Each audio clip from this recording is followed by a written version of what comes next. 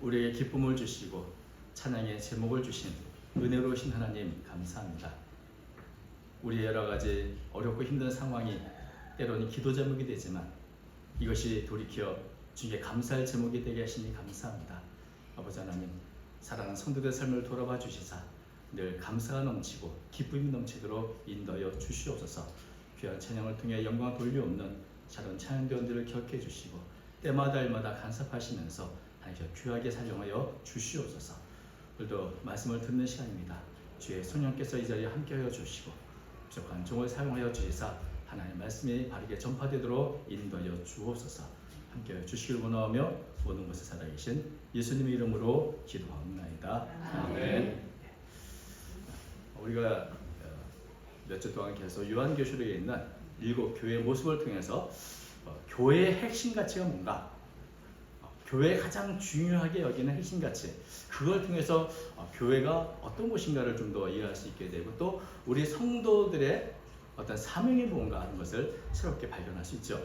우리가 지금까지 살펴본 바로는 에베소 교회에서는 우리가 사랑이 중요하구나, 사랑이 본질이구나 이런 것을 우리가 생각했고요.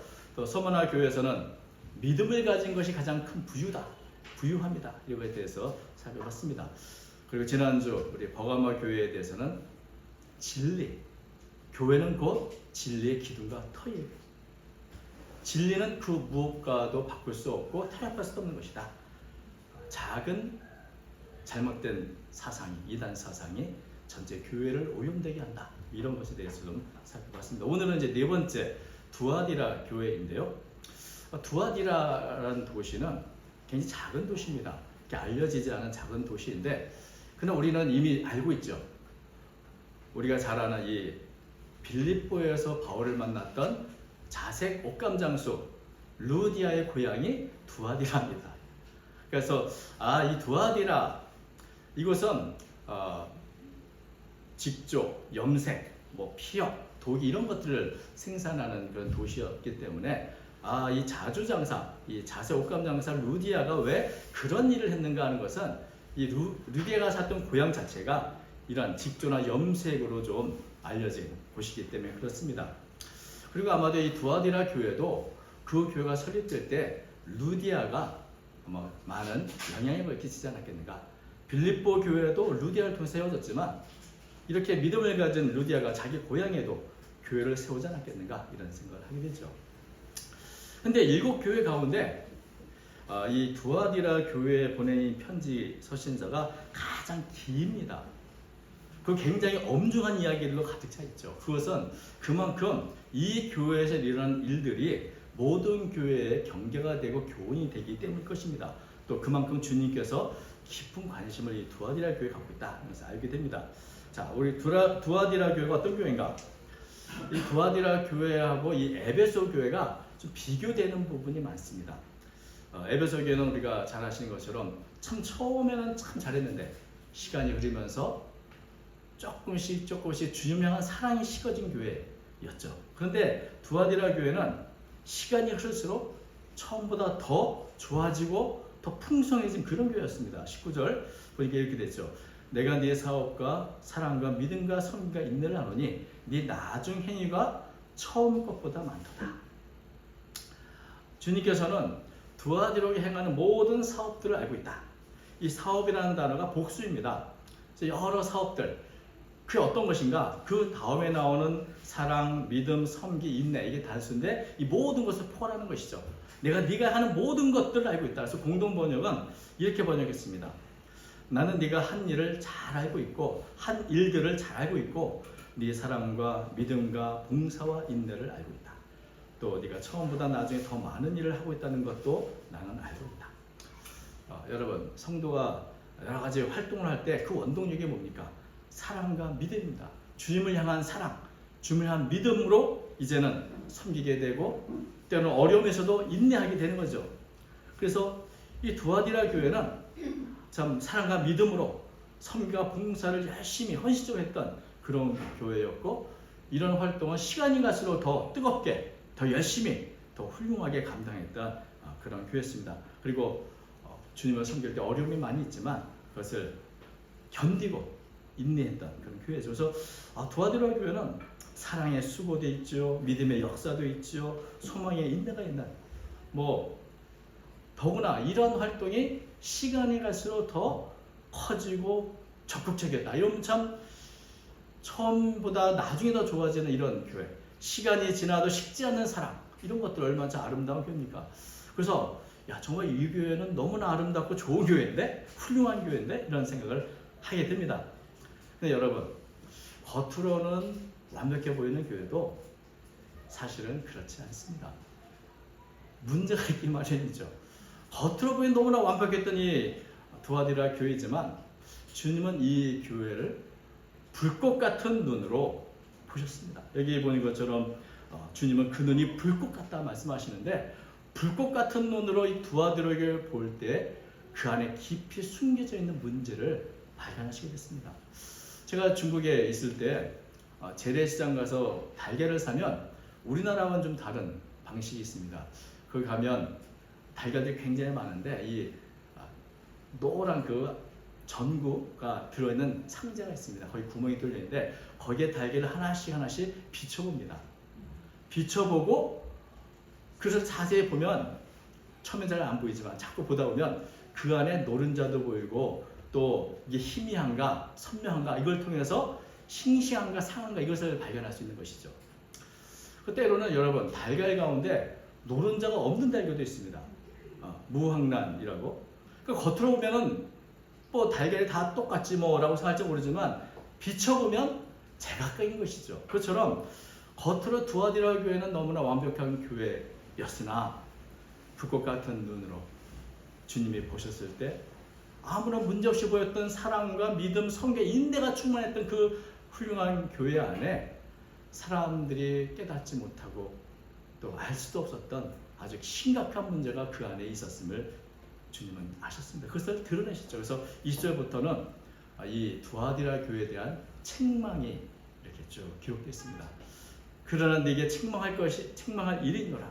자칭 선지자라는 여자 이세벨을 네가 용납함이니 그가 내 종들을 가르쳐 꾀어 행음하게 하고 우상의 제물을 먹게 하는도다. 여러분 에베소 교회는 처음 사랑을 식었지만 거짓, 스스로 자칭 사도라는 자들의 그 거짓된 것을 시험에서 드러냈고 악한 자들을 용납하지 않았습니다. 근데 이렇게 사랑과 모든 게 충만한 이 두아디라 교회는 자칭 선지자라 하는 이세벨을 용납했다. 이게 가장 큰 문제인 거죠. 이 이세벨이 누굴까? 이거에 대해서는 사실 실제로 알려진 자료나 또 알려진 것이 없습니다. 그런데 수많은 다양한 해석들이 있죠. 뭐 어떤 분들은 뭐 중세 때의 그 마리아 숭배를 의미한다는 분도 있고 또 어떤 분들은 교회의 유력한 사역자나 장로의 부인이라는 분도 있고 또 두아디라가 유명한 점쟁이라는 말도 있고 심지어는 이 교회 설계에 가장 힘썼던 루디아라는 그런 허무맹랑한 이야기도 있습니다. 근데 이게 다 근거가 없어요. 그래서 이렇게 근거 없는 것을 우리가 믿기보다는 왜 이세벨일까? 왜 이세벨이라고 그러셨지? 이게 바로 그 사람 이름일까? 여러분 지난주에 우리가 버가마 교회를 볼 때 발람의 교훈을 따르는 자들. 이 발람은 구약시대 사람인데 그 행하는 모든 것이 발람과 같다. 니골라 당이 바로 그런 일을 했기 때문에 발람의 교훈을 말한 것처럼 두아디라 교회는 하는 게 꼭 뭐와 같다? 구약의 악령, 이세벨과 같은 그런 역할을 하는 사람이 있었다는 겁니다. 그 이세벨, 구약의 이세벨에 대한 상징적인 말을 하는 것이죠. 여러분 이세벨, 그래서 이세벨이 누군가 좀 알아봐야 되겠습니다. 그죠? 이세벨이 누굴까요? 아합의 부인입니다. 근데 아합은 이스라엘의 수많은 여자들이 있었겠지만 이스라엘 사람이 아닌 시돈의 왕인 에드발의 딸과 정략적으로 결혼했습니다. 외교적으로 또 이스라엘의 경제적인 유익을 위해서 정략적인 결혼을 한 것이죠. 우리가 아합하면 아합은 성경에 보면 굉장히 아주 부정적인 평가들이 많습니다. 아합의 시대는 최악의 영적인 암흑기였다.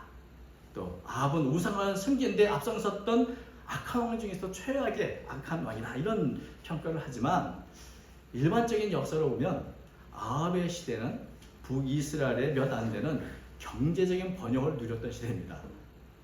또 아합은 나라를 부강하게 만든 아주 유능한 왕이라는 평가를 들을 수 있는 사람입니다. 이런 경제적인 번영이 어떻게 왔는가? 바로 시돈과 왕가 간의 이 정략결혼을 통해 가지고 이스라엘이 해외로 무역 항로를 다 열었어요. 그래서 교역이 아주 활발하게 졌기 때문에 무역이 활발하고 교육이 활발하니 경제적인 부는 따라오게 된 것이죠. 그래서 사실 이 일반적인 역사 속에서는 이 아합의 시대는 경제적인 부흥이 있는, 아합은 훌륭한 왕인데 그 뒤에 누가 있었는가? 바로 시돈의 공주였던 이세벨의 역할이 있었습니다. 이 이세벨이라는 평가는 성경에 보면 음행과 술수가 능하다는 것입니다. 뭐 우리가 이 이세벨에 대해서는 사실 여러 참 술수와 이런 모든 것들을 다 할 수 있죠. 근데 가장 중요한 것은 아합의 그 권력을 이용해서 자신이 믿었던 이 바알, 아세라 이런 선지자들을 왕가에서 관리하고 적극적으로 온 이스라엘에 나가서 그 바알 신앙을 전파하도록 했습니다. 여러분, 바알 신앙을 전파하는데 어떻게 전파했을까요? 야, 하나님은 가짜야, 바알을 믿어야 돼, 이렇게 했다면 이스라엘 사람이 누가 믿겠습니까? 그렇게 전하지 않고, 야, 참 이스라엘 백성들이 하나님을 섬기기 굉장히 잘하는 거다, 굉장히 훌륭한 일이다. 그렇지만 우리는 하나님을 섬기면서도 또 경제적인 유익과 번영을 위해서는 비의 신이요, 농업의 신이요, 풍요의 신이 바알을 섬길 수 있어. 하나님도 섬기고 바알도 섬기면 돼 라고 하는 혼합주의적인 사상을 가르쳤던 겁니다. 그러니까 우리가 전통적으로 믿던 하나님의 신앙도 버리지 않고 거기에 바알을 함께 섬기도록. 여러분, 그렇게 이스라엘 백성들이 요 하나님과 바알 사이를 어떻게 합니까? 왔다 갔다 하면서 양다리 신앙을 갖게 되는 것이죠. 그래서 여기 암흑기에 분연이 일어나 하나님의 말씀을 전했던 엘리야 선지자는 이렇게 말했습니다. 열왕기상 18장 21절, 엘리야가 모든 백성에게 가까이 나아가 이르되 너희가 어느 때까지 둘 사이에서 머뭇하려느냐? 여호와가 만일 하나님이면 그를 따르고 바알이 만일 하나님이면 그를 따를지니라. 바알과 하나님 둘 중에 하나를 택해야지 바알과 하나님을 약속을 왔다 갔다 하면서 따르는 것은 안 된다는 그런 말씀을 했던 것이죠. 근데 여러분, 이스라엘 백성들 입장에서는 하나님만을 섬겼는데 바알 신앙을 섬겨도 뭔가 잘 되는 거거든요. 잘 된다고 느끼니까 자꾸만 왔다 갔다 하게 되는 양다리 신앙을 갖게 되는 것이죠. 그래서 나는 하나님으로부터 택함 받은 하나님의 백성이야, 이런 정체성이 갈수록 모호해지는 겁니다. 바알과 하나님 사이에서 왔다 갔다 하는 이중적인 종교 생활을 이스라엘 백성들이 하게 된 것이죠. 그래서 이 종교와 세속 권력이 이렇게 하나가 되거나 그러다 보면 유해 신앙은 사라지고 자꾸 혼합주의적으로 타협적인 신앙을 갖게 되는, 근데 바로 이게 이세벨이 했던 일입니다. 바로 두아디라 교회에도 이런 일이 있었다는 것이죠. 그가 내 종들을 가르쳐 꾀어 행음하게 하고 우상의 제물을 먹게 하는도다. 이세벨의 교훈이 뭡니까? 바알과 하나님을 함께 섬길 수 있다는 겁니까? 살살 꼬드겨서. 그것처럼 두아디라 교회도 세상과 하나님을 함께 섬기면 된다는 것이죠.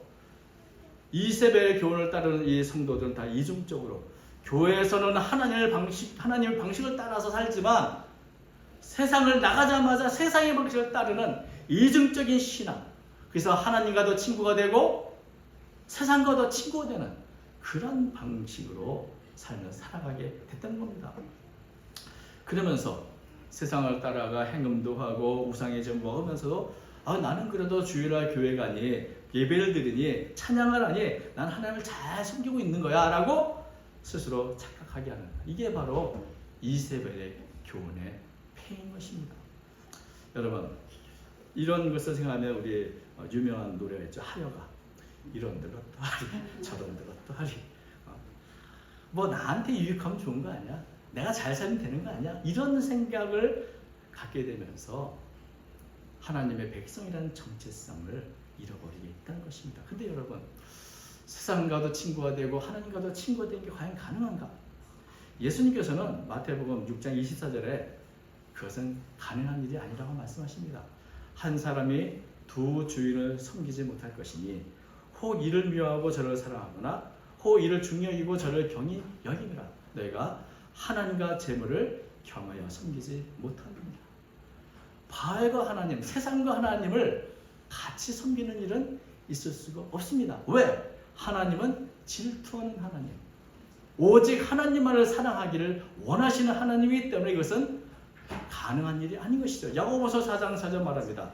세상과 벗되는 것이 하나님과 원수되는 것을 알지 못하느냐.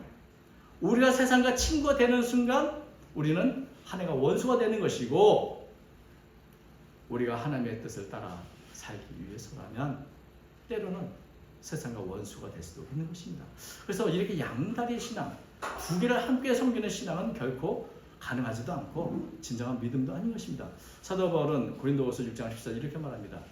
의와 불법이 어찌 함께하며 빛과 어둠이 어찌 사귀며 그리스도와 벨리엘이 어찌 조화되며 믿는 자와 믿지 않은 자가 어찌 상관하며 하나님의 성전과 우성이 어찌 일치가 됩니까? 여러분, 빛과 어둠이 동시에 있을 수 있습니까? 불법을 행하면서 동시에 의를 행할 수 있습니까?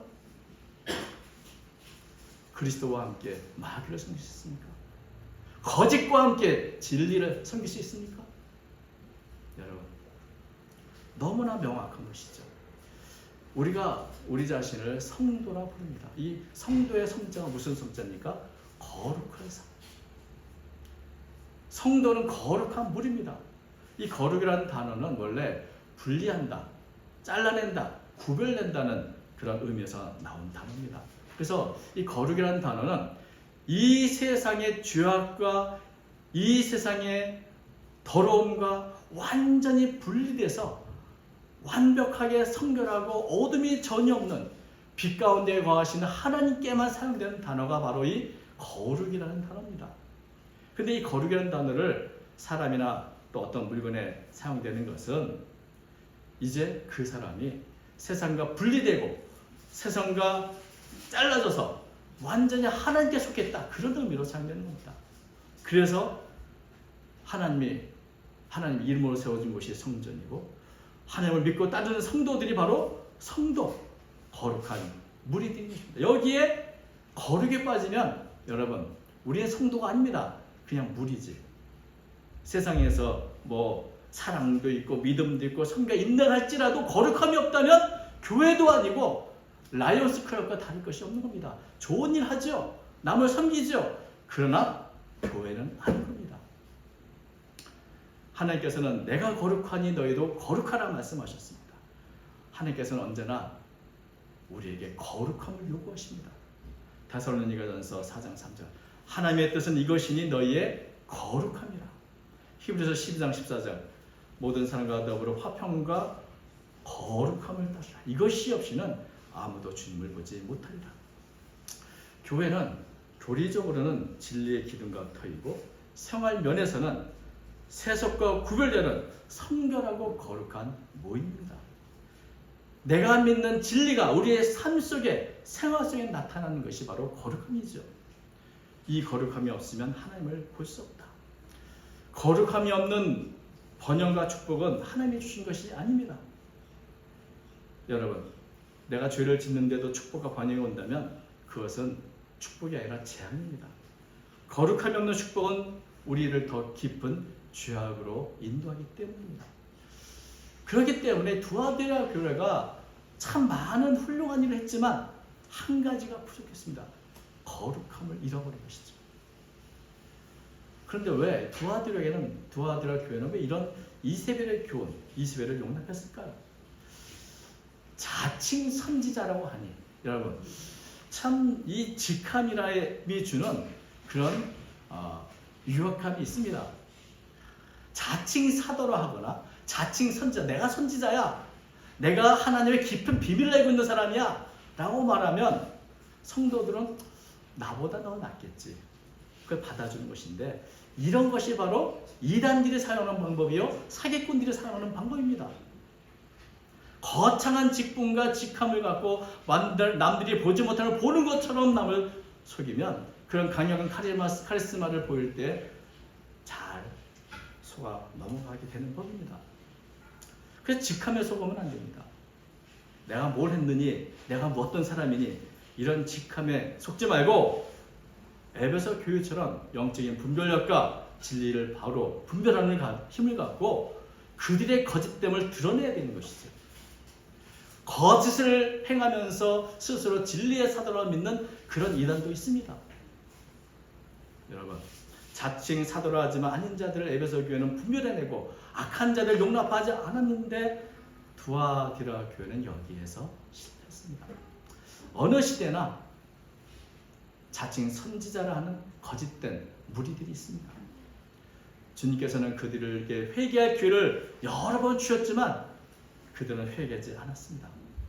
그래서 결국 주님은 7교회 중에서 가장 엄중한 심판을 이 두아디라에게 선포하시죠.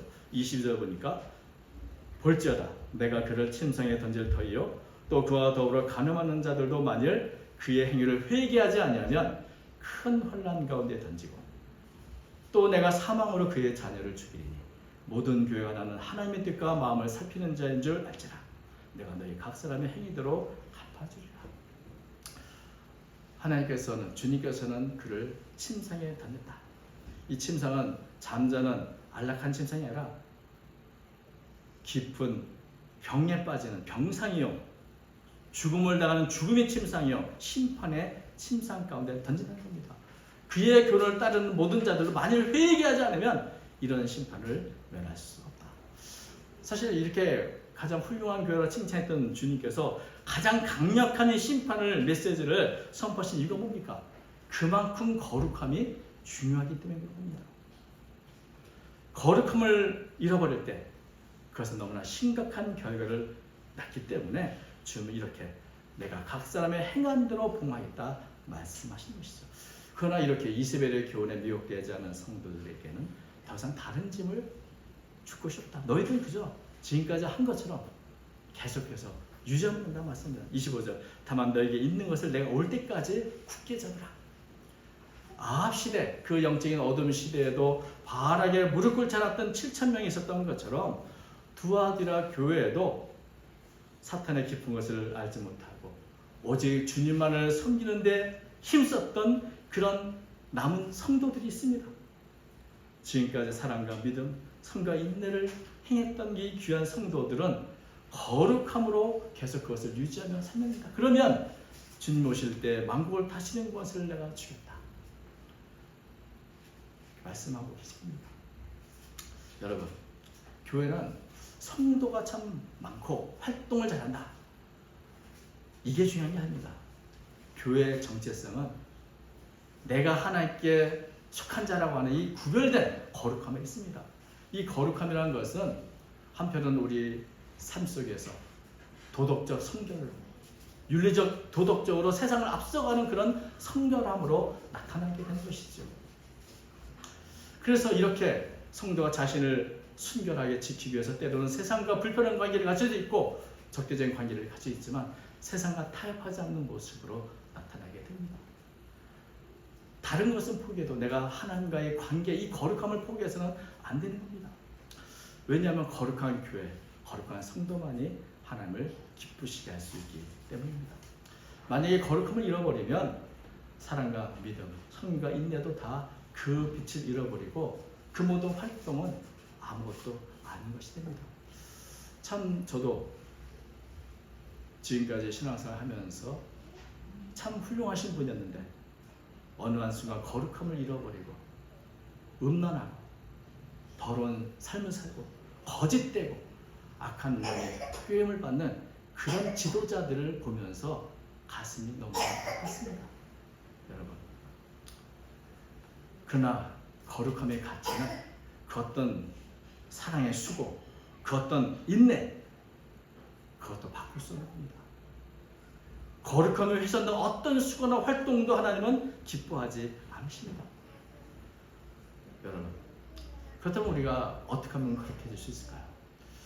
가장 중요한 것은 여러분, 그릇이 더러우면 어떻게 됩니까? 씻으면 됩니다. 날마다 내 안에 더러운 생각들, 더러운 습관들, 이것을 씻어내는 회개가 필요한 것이죠. 회개가 그렇게 거창한 게 아닙니다. 불꽃 같은 눈으로 오늘 나를 보고 계신 주님 앞에서 난 어떤 삶을 살았는가? 어떤 생각을 하며 살았는가? 어떤 말을 하고 살았는가? 스스로 돌아오며 자기를 인정하고 다시 한번 예수님의 십자가 앞에 그의 보혈 앞에 나를 맡기며 내 자신을 씻어내는 것, 그게 바로 회개인 것이죠. 이렇게 회개하는 자에게 주님의 긍휼하심이 임하십니다. 두 번째는 진리의 말씀을 통해서 늘 우리 마음과 우리 생각을 다듬어야 합니다. 요한복음 17장 17절 저희를 진리로 거룩하게 하옵소서. 아버지의 말씀은 진리입니다. 우리가 진리의 말씀이 있기 때문에 세상과 구별되는 겁니다. 세상이 알지 못하는 진리의 말씀이 있기 때문에 우리는 성도라 부름을 받을 수 있는 겁니다. 그래서 언제나 진리의 말씀을 붙잡는 것, 이게 굉장히 중요하고, 무엇보다 가장 중요한 건 여러분 스스로 자신하지 마십시오. 나는 늘 연약하다. 그걸 우리는 늘 인정해야 합니다. 내가 거룩함을 향해 나가기 원하지만 나는 연약합니다. 그것을 고백하며 나가야 됩니다. 왜냐하면 아직도 여전히 우리 안에 있는 죄의 성은 거룩한 방향보다는 더럽고 추악한 방향으로 끌리게 되어 있습니다. 그렇기 때문에 누구든지 넘어질 수 있는 것이죠. 스스로 섰다고 생각하는 자가 넘어질까 조심해야 하는 것처럼 우리가 늘 우리 자신을 말씀을 통해서 늘 돌아보고 살펴보지 않으면 안 되는 겁니다. 바울 사도는 이렇게 말했습니다.